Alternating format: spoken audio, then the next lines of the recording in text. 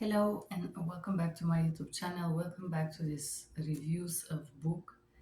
In this video, we're gonna review this book called Trauma and Recovery by Judith L. Herman.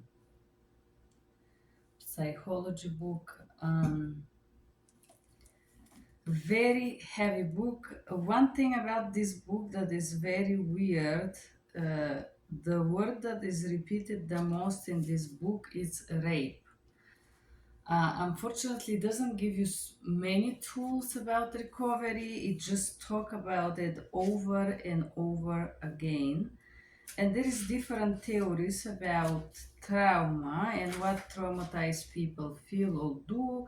A lot of stories about that, which is this book is 500 pages almost, 470. A lot of things that could be less. Now that I read so many books, I could see some people are very good to stay on topic and structure the books. I feel like this book doesn't have a very good structure, and this make it like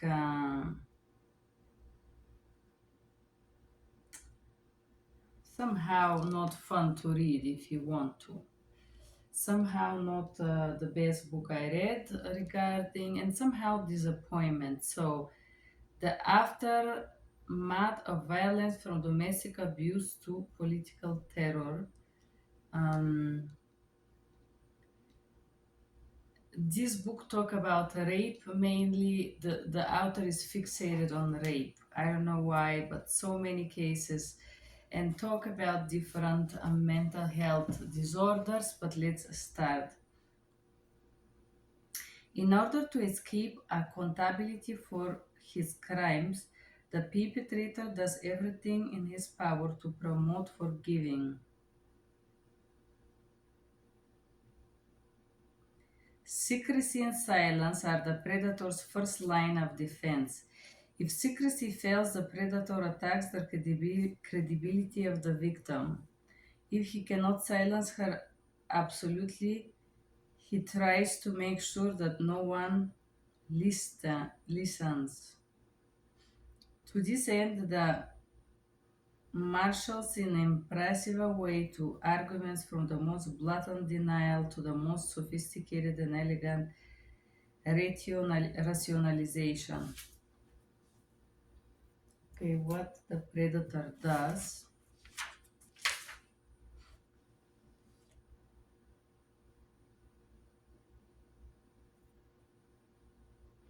To hold traumatic reality in consciousness requires a social context that affirms and protects the victim, that joins the victim and witness in common alliances.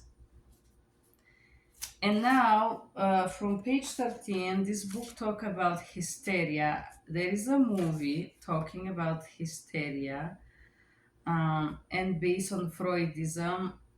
I'm not gonna comment much on this. It's delusional and it's very ridiculous. This portion here, but the next few pages talk about the movie or the history of this research. Okay, here it is. I'm gonna give you a little piece here.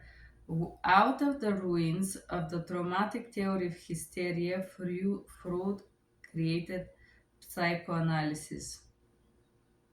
The dominant psychological theory of the next century was founded in the denial of woman reality.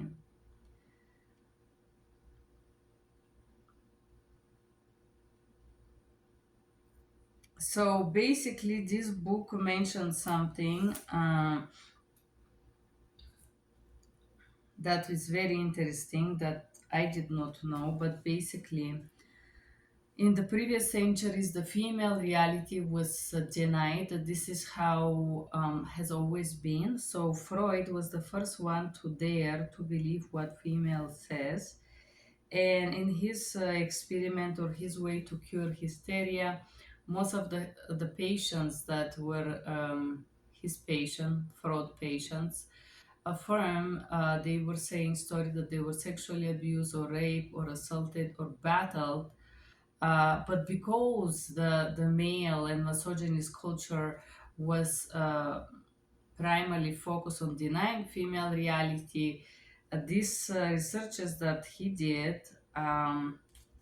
in the end of the day, somehow it says that he denied, that he was pressured by society to refuse those researches. I'm not gonna go deep because this book doesn't talk much about it, but I'm gonna just summarize for you guys that Freud was the first. Let me see if it says here when was that. Okay, it doesn't have the year, but I'm just gonna give you the line of it. What is this about? So Freud made the research about female who struggle with mental health illnesses, hysteria, and they were diagnosed with different type of mental health, let's say, problems. Having in mind that dominant psychological theory was founded in denial of women's reality and denial whatever a female can say because she is a female, and whatever female says was not real unless a male confirm it. This is still working and happening here in the USA. 99% of people just are like this, exactly based on this theory. They're exactly like that functioning. Because you're a woman and because you say something, this is not credible. So Freud was the first one who dared to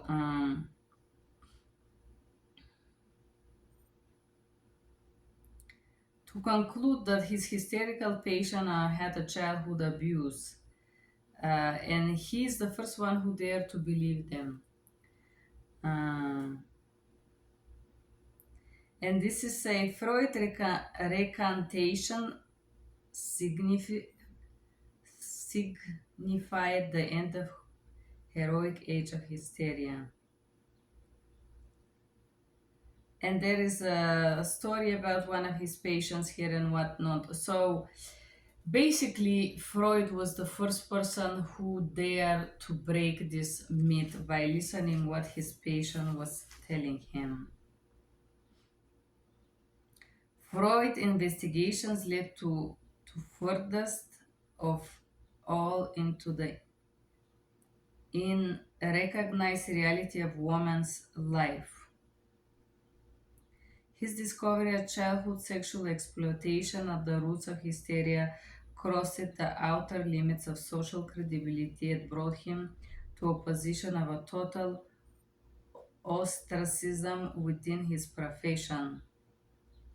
So the publication, The Etiology of Hysteria, which has expected to bring him glory, was met with stony and universal silence amongst his elders and peers. So because the society was trained and everybody wanted the female reality to be denied, Freud was somehow, when he published this work, he was not prized. As you could hear this portion talk about it, um, but you could see how retarded we are.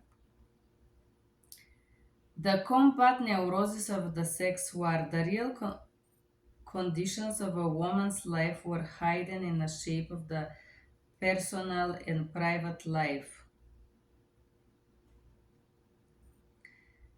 The cherished value of the privacy created a powerful barrier to consciousness and rendered woman reality particularly invisible or an denial of reality. The first public speaker speak out on rape and was organized in New York radical feminists in 1971, not long ago. So she believed that the first international tribunal of crimes against women was held in Brussels in 1976. Rape reform legislation was United States Initial Organization in 1970.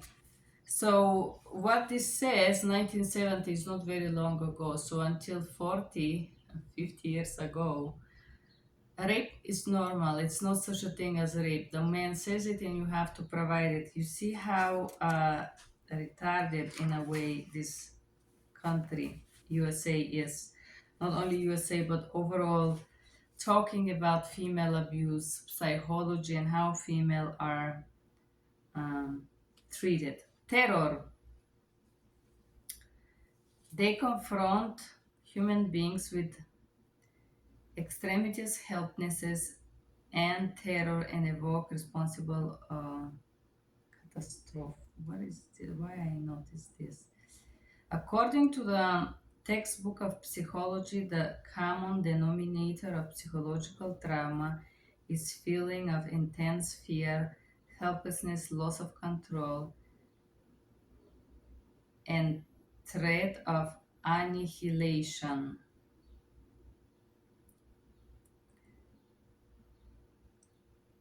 Nevertheless, certain identifiable experiences increase the likelihood of harm. Those include taken by surprise, trapped, exposed to the point of exhaustion, exposes or explodes. People in danger are often able to disregard hunger, fatigue, or pain. Finally, threat evokes intense feeling of fear and anger.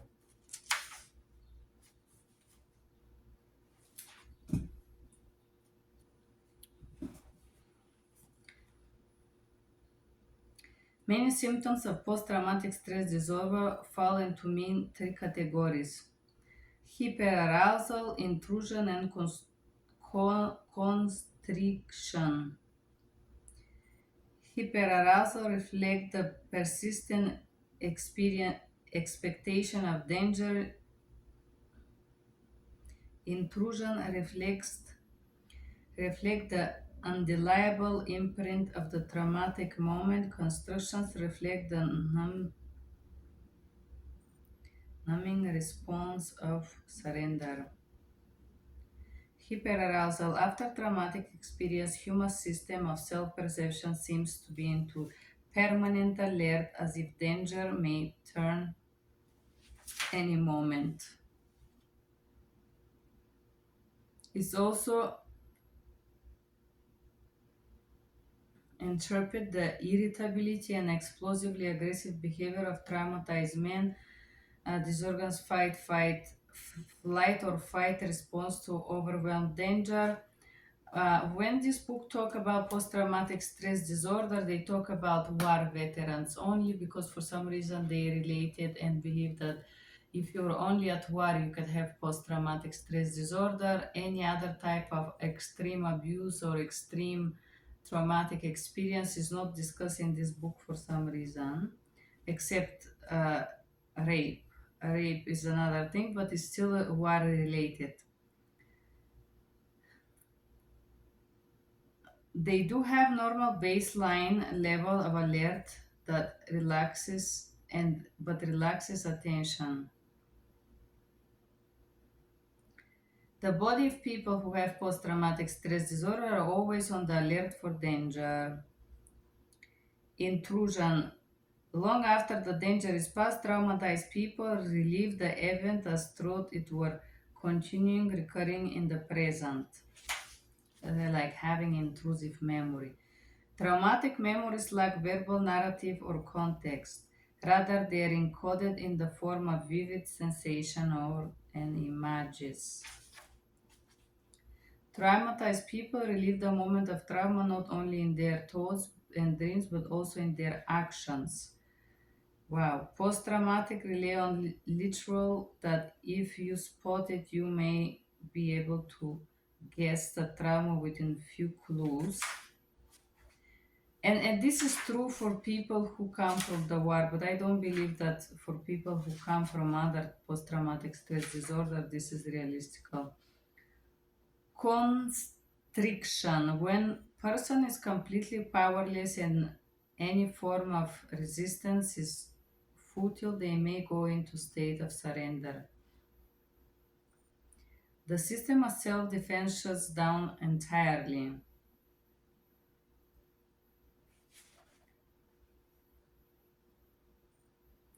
The use of hypnosis as a substance for opiate product analgesia long been known.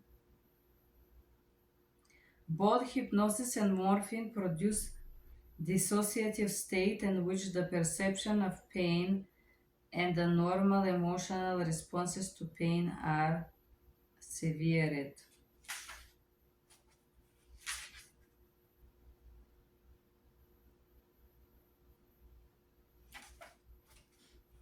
Dialects of trauma.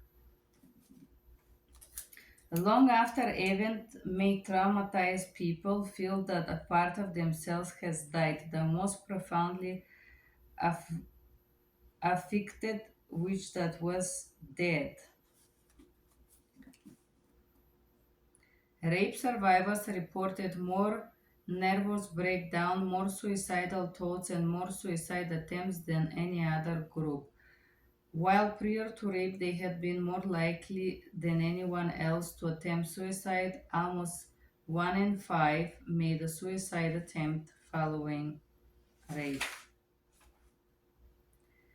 And now this portion talk about the disconnection. There is theory that when you experience trauma, you get disconnected from your body and yourself and your feelings and whatnot. Traumatic events violate the autonomy of the person at the level of basic bodily integrity. The damage of self, the body is invaded, injured, defiled. Control over bodily functions is often lost, and folklore of combat and rape. This loss of control is often recounted as the most humiliating aspect of trauma.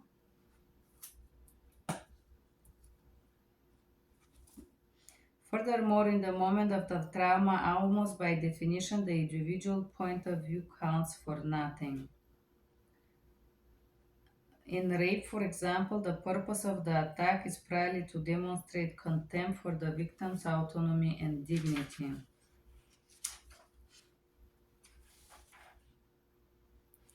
Vulnerability and resilience. The essential element of rape is the physical, psychological, and moral violation of the person. Violation, in fact, is synonym of rape. The purpose of the rapist is to terrorize, dominate, and humiliate his victim to render his utterly helpless. Rape, by its nature, is intentionally designed to produce psychological trauma.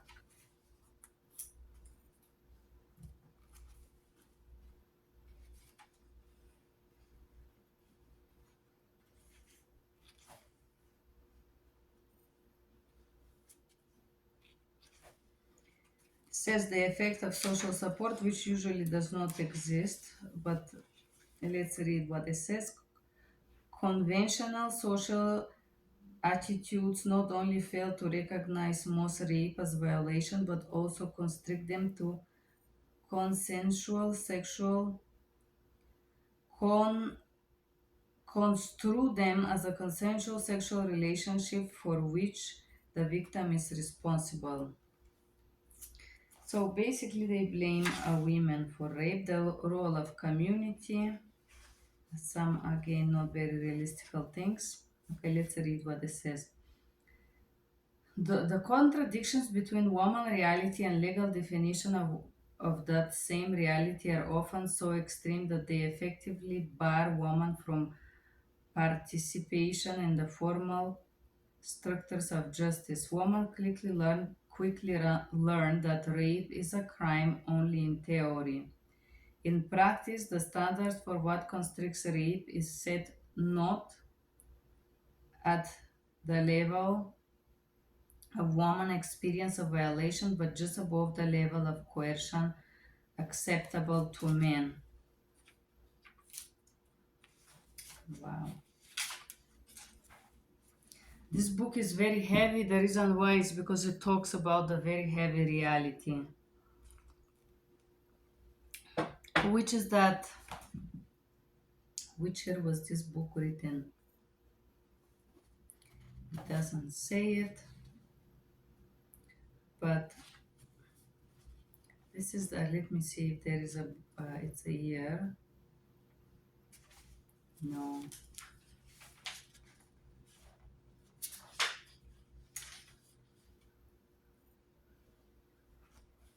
I can tell you. 2023, printing in 2023, but yeah. Doesn't, it's not, doesn't say it. Psychological domination. The methods that enable the human being to enslave another as remarkably consistent. The hostages, political prisoners, drawing upon testimony, okay, different. Amnesty International in 73 published a chart of coercion describing those methods in detail. Psychological domination. In tyrannical political system, it is sometimes possible to trace the actual transmission of coercion methods from the clearance police force, terrorist groups, and another.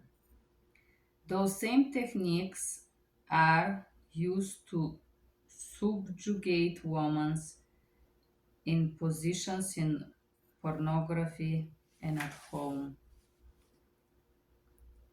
The systematic use of coercive techniques to break a woman into prostitution is known as seasoning.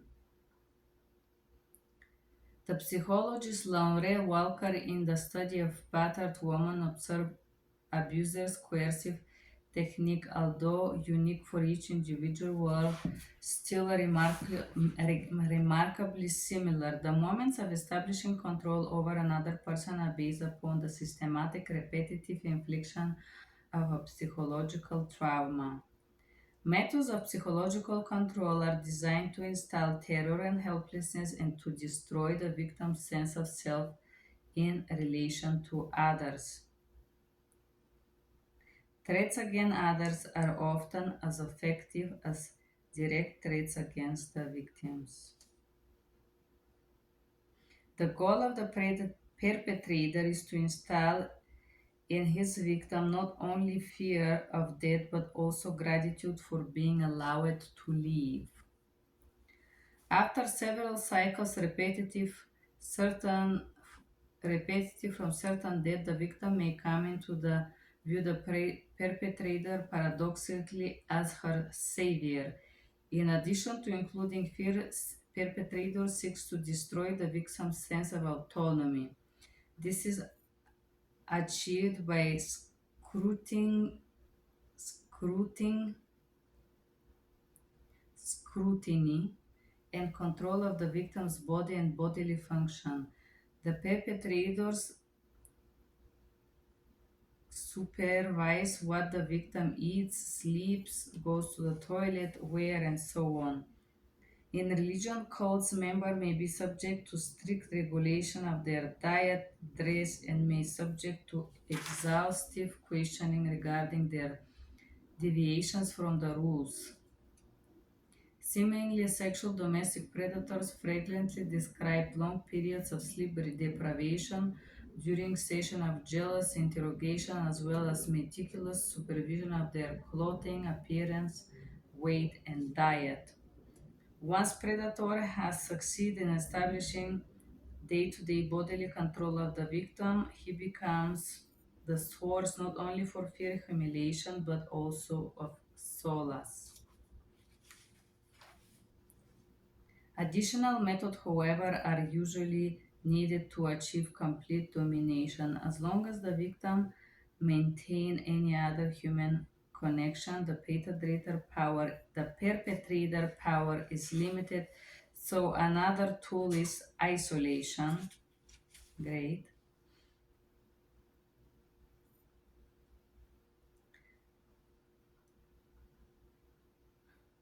Political awareness, moral support usually develop some degree of dependence.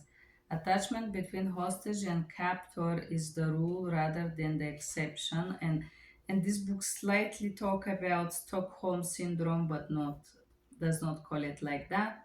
Not only will she have avoid development empathy, she develop empathy. So if you're captured, you develop empathy for her abuser, but also have su- sup- to suppress her affection she feels.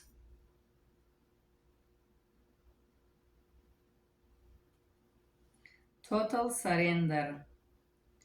Terror, intermittent toward isolation, enforcement dependency may succeed creating submissive, compliant prisoners. Control of the victim is not complete until has forced her to violate her own moral principle and to betray her basic human attachments. In domestic battery, the violation of principles often invites sexual humiliation.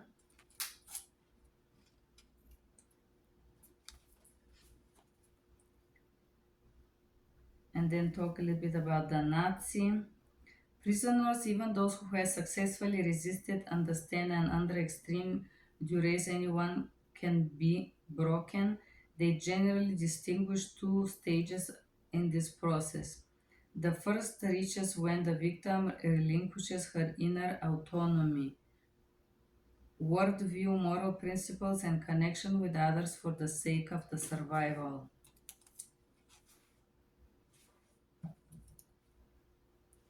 The syndrome of chronic trauma. Chronically traumatized people are continually hyper-vigilant, anxious, and agitated. The psychologist Elaine Hilberman described the state of constant dread experienced by battered women. Events even remotely connected with the violence, sirens, thunders, and door slamming elicited intense fear. There was chronicle apprehension of imagined dorm of something terrible always about to happen. Those women remained vigilant, unable to relax or to sleep. Prisoners who have not been entirely broken do not give up the capacity for active engagement with their environment. And on the contrary, they often approach the small daily task of survival with extraordinary ingenuity and determination. Very interesting. Um, in isolation, prisoners, however, were there no opportunity to bond with peers. Peers bonding may occur between victim and predator, and this relationship can feel like a basic unit of survival. This is the traumatic bonding that occurs in hostages who come to view their captors as they are saviors and to fear and hate their rescues.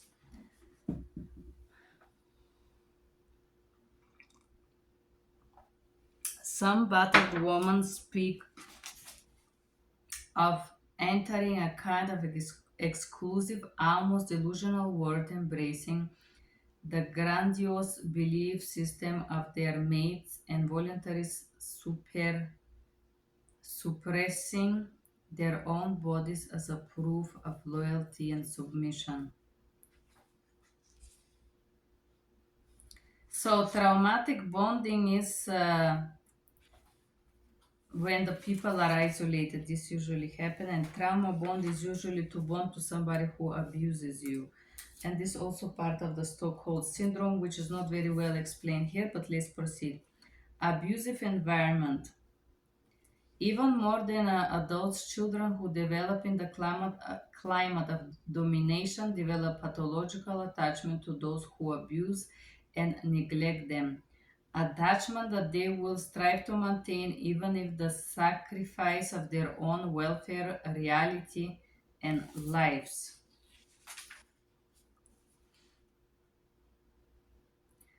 Punishment techniques: you can be punished for smirking, for disrespect, for expression on your face, double thing,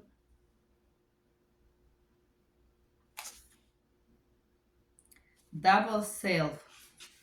Self blame is a congruent with the normal forms of thoughts in early childhood, which self taking reference to point of view. So children blame themselves for the acts of adults. The abused children's sense of inner badness may be directly confirmed by the parent scapegoating. So usually, and self blame is partially also created by parents who transfer like to transfer guilt or responsibility.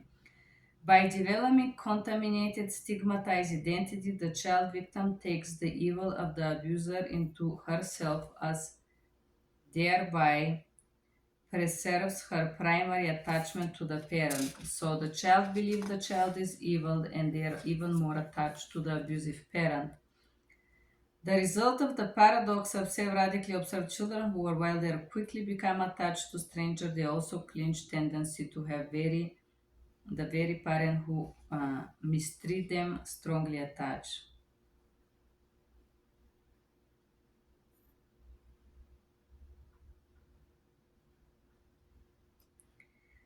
The sociologist Patricia Rader and the psychiatrist Elaine Carmen described the central psychology of the victimized children as a distorted and fragmented identity deriving for accommodations to the judgment of others. Bedtime may be terror, memory survival with terrified silence, forced feeding, forced vomiting, and so on. Those emotions usually create the feeling of psychiatrists called dysphoria, almost impossible to describe, a state of confusion, agitation, emptiness, and utter loneliness. Very interesting. The psychologist Gellard Alter names this intolerance feeling annihilation panic. I am icy cold, intense suffering without entanglement, and if I fail, okay. Contrary to common belief, victims of childhood abuse rarely resort to self-injury to manipulative other people or even to communicate distress because they're incapable of communicating. Self-injury is frequently mistaken for suicidal jest, but self-injury is intended not to kill but to rather relieve unbearable emotional pain. Abusive child grown up, many abusive children cling to the hope that growing up will bring escape and freedom. Repetition of the language of the abused children. For them, it's difficult to establish safe and appropriate boundaries with others. Adult survivor may nurse their abusers as illness, defeat them, and also submit to their sexual demands. So children who are used to sexual abuse tend to do the same when they grow up to their parents. Diagnostic mislabeling, the tendency to blame the victim, has strongly influenced the direction of the psychological inquiry.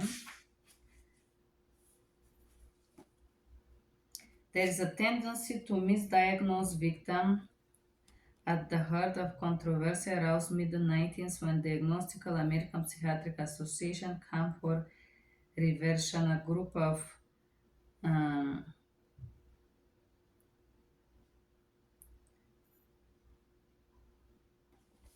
and there is a sample of what this association did.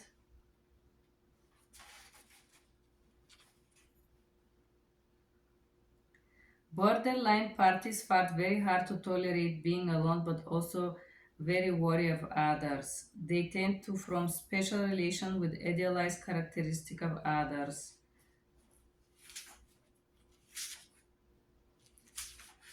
Stages of recovery, healing relationship, really validate my experiences, help me to control my behavior rather than trying to control. Therapies were those who really validated my experiences. So basically, this book theorized that you build this relationship with a therapist that's gonna be somehow therapist who validates you and help you to control yourself and not control you. This is fantastic in theory. Basically, the theory of having a therapist is to have the therapist build a bond with you, and then you will be, once you build trusting bond with someone, you will be able to build it with someone else. The therapist's role in intellectual relationship, fostering both inside and empathic connections. Trauma damages the patient's ability to enter into trusting relationship. It also has indirect but powerful impact on the therapist. Traumatic transference, their emotional response to any person and a personal authority has been deformed by experience of the terror. And this book talk a little bit about how therapists may not be very functional because of emotional transfer, connection, empathy. Um, Very interesting, which probably most of the who said the therapist is mentally healthy, by the way, but this is presuming that the therapist is healthy. The phenomenon is no traumatic traumatic countertransference or vicarious traumatization or vicarious trauma. The therapist may begin to experience symptoms of post-traumatic stress disorder. Hearing a patient's trauma is bound to revive any personal traumatic experience therapists may have suffered in the past. She may also notice imaginary associated with the victim's story, fantasies and dreams. So vicarious trauma is when you see something that remembers of your own trauma. And then this portion talk a little bit about the therapist's guilt, which parents allow frequent emergency contact between sessions. Finally, the therapist may experience voyeuristic excitement, fascination, and even sexual arousal. Therapist's emotional reaction include not only those identified with victim, but as a bystander. So the therapist may start to identify the therapy contract, the alliance between the patient therapist developed through a shared work, labor of love and collaborative community. Well, we don't know if this is true because they say that you cannot have a bond, you cannot love your therapist, but sometimes you have this feeling. Recovery unfolds in three stages. First stage, the central task of the first stage is establishing of safety, person to feel safe, and this we talk about it. Nominating the problem, traumatic syndromes cannot be properly tested if they are not diagnosed. You have to be able to find out what problem person have. Establishing safe environment or making the person feel safety and trust you. And in case creating a safe environment required a patient to make major changes in their life, political refugees may lose their homes and they rarely demand sacrifice to get freedom. And talk about feeling safe. It's feeling inside, I believe, not a feeling that you can achieve by something. The second stage of recovery is survival, tell the story of the trauma. Reconstructing the trauma story begins with a review of the patient's life before the trauma and blah blah blah. Transforming traumatic memory, therapeutic techniques for transforming the trauma story have developed independently for many different populations of traumatized people. Desensitizing one memory did not carry over to others. Each memory have approached separately. So basically, they say that detach feelings from the memory. Some person she may refuse to grieve as a way of denying victory of the predator. Grieving is fine. Reconnection. Having come to terms with the traumatic past, the survivor faces the task of creating a future. She has mourned the old self and trauma destroyed. Now she must develop a new self. Where they said if you can reconnect,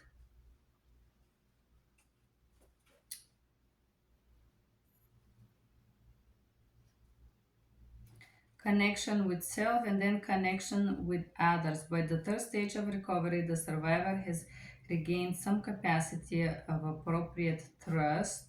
She can once again feel trust in others when that trust is warranted, and also withhold her trust when it's not warranted.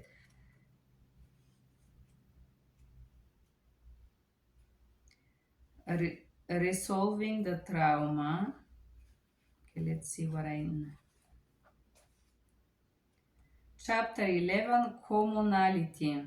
Traumatic events destroy the sustaining bonds between individual and community. Those who have survived learn that their sense of self, of worth, of humanity depends upon feeling connection with others.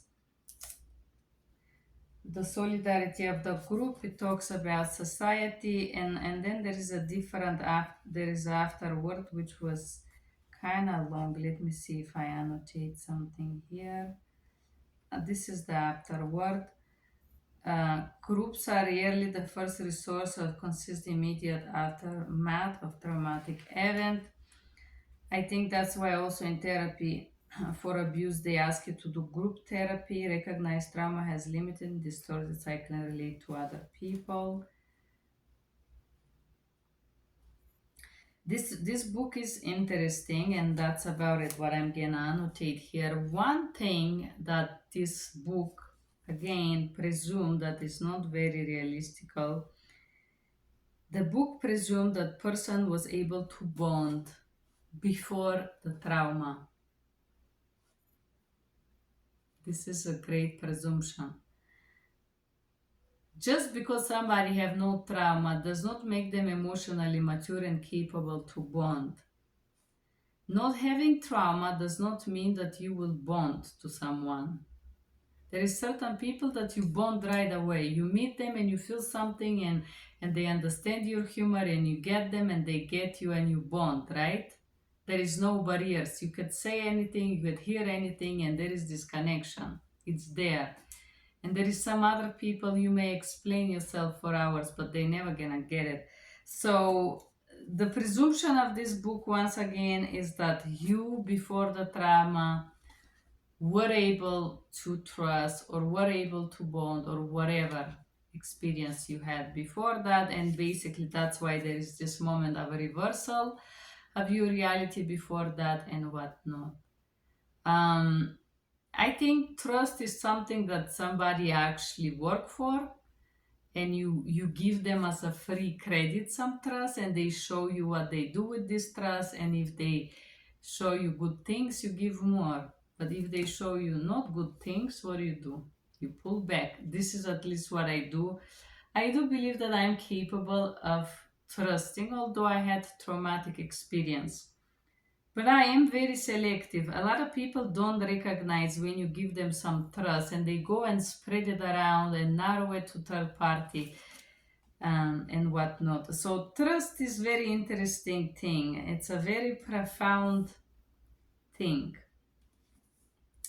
But that's about this book. Judith L. Herman is a professor of psychiatry at Harvard Medical School. She was received a Lifetime Achievement Award of International School of Traumatic Stress Studies and Distinguished Life Fellow in American Psychiatric Association. Okay, Judith. Interesting, a very interesting input, very interesting story. Interesting book, very heavy. I don't feel like this book was well organized first. There was so many stories, so many things, so many theories, so many presumptions in the book that it kind of disappointed me a little bit. I think this is why it's not bestseller. There is a good information in this book overall. Practically, it's interesting. It gives you interesting perspective and idea how therapy works. It's an overall good book.